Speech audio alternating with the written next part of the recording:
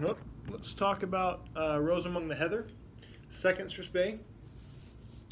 I think the thing that we tend to be the dirtiest on, perhaps not the dirtiest, but where our interpretation has too much variation across the core, is in the fourth bar. This first ending that we've got, right? What I hear far too often is too much on that first flam. And that ends up making the three-stroke too loud, and then the subtle movement, my favorite little five-stroke that ends that phrase, it seems almost like an afterthought rather than the focal or rather the punctuation. I want it to be the punctuation, the end of that phrase, that it should be the thing that sticks out, right? So what we need to make sure and do is on that incoming accent, one, don't overdo it. And as soon as you hit that incoming accent from the third bar, we got to capture down very close to the drum and stay tap height after that. Right? And that doesn't just mean the right hand has to stay small. If we're prepping too much on the left hand, well there's no hope, right?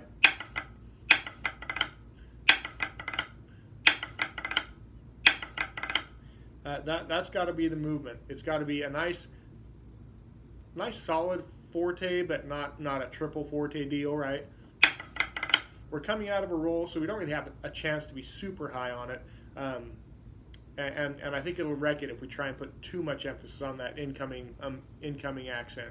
But my point is, I really want to make sure the flam and the three-stroke are very subtle, so that then when we actually play that mezzo forte five-stroke at the end, it is still the loudest thing in that measure, and it is mezzo forte, not having to be forte in order to be the loudest thing in the measure.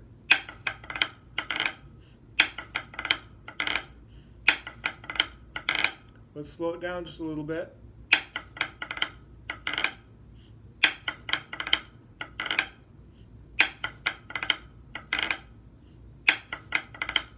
I mean, I'm not saying that my flam is itsy bitsy, right? It is still there.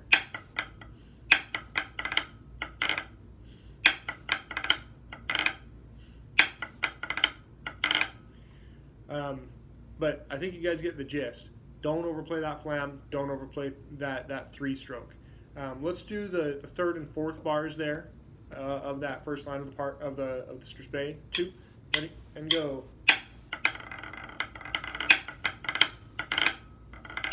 Again, ready, and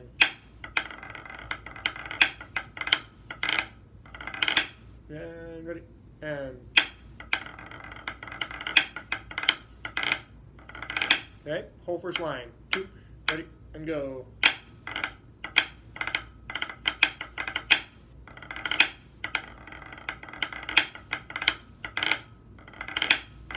Okay. The other thing I'm going to point out, both first and second lines of this part, first measure, we have a big tendency to go where the beat 3 is, if not equal to beat 1, it's even louder, because we have a whole bunch of time to wind up for it, right? No, we shall not do that. Beat 1 is forte, beat 3 is mezzo forte. Do not overplay beat 3.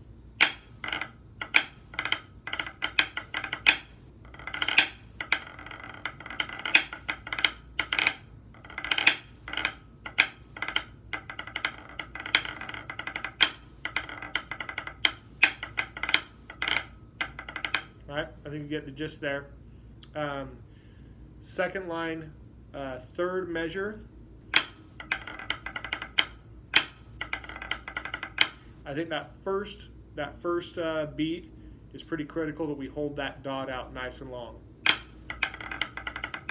1, 2, and then have that same exact execution in the fourth bar. Let's try that whole second line. 2, ready, and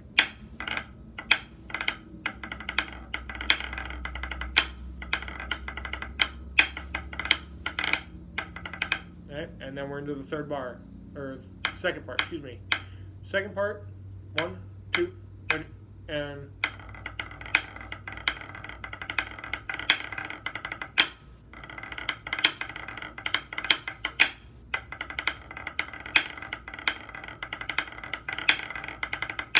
So we did change this so that the third beat in that second measure there, so that it is only a third beat. There's not a cut dot there anymore. It's just a 6, or excuse me, an 8 stroke roll. And we want to make sure and hit it a little harder than we have been in the past. Make that not so mezzo a good strong not so mezzo, right? Don't let it hide. The pipes are really depending on that beat 3 to be pretty evident there. I think the change in the last measure, meaning that it's different than the first part's ending, right? It seems like this phrasing should be kind of the same as it is in the first part.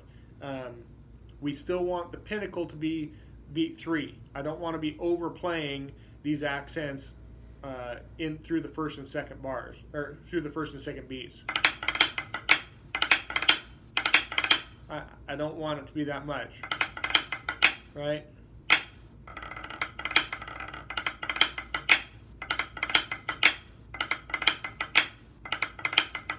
Okay, just kind of build those accents up to that flam on beat 3. All right, let's try the whole second part again. 2, ready, and go.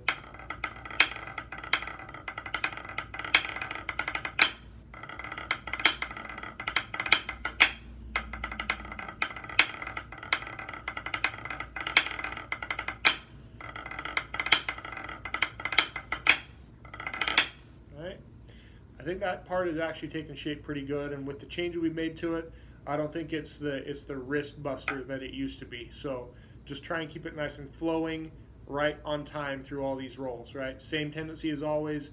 Rolls do have a slight tendency to open up a little bit, and we can come out behind the downbeat. We gotta cut that. Play with a metronome, make sure we're dead on the downbeats. All right. Third part. 2, ready, and go.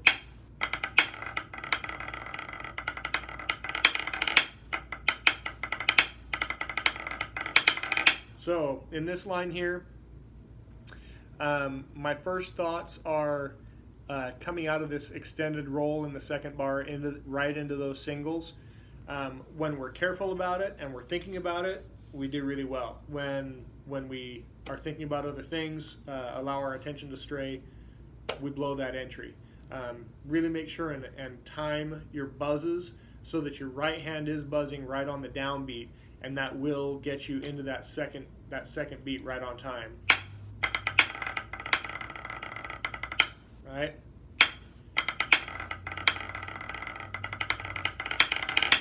And make sure we keep that entrance, it's got to be nice and soft so that we can crescendo up from there, right?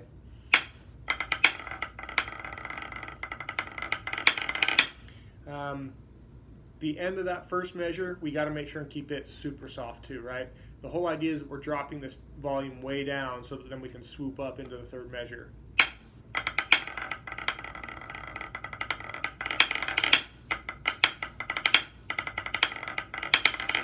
I want to be careful of overplaying that fourth bar too. Sometimes coming out of the third bar, going into the fourth bar, we're really slamming those accents hard. I want to wait until that very last accent to get to the pinnacle of the crescendo there. Right? Those 3 can all be nice and heavy, but up until there, I don't want to have max volume happen yet, right? And the last line.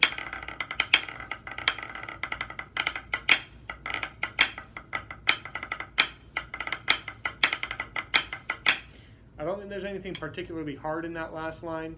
For whatever reason, folks either get it mixed with something else.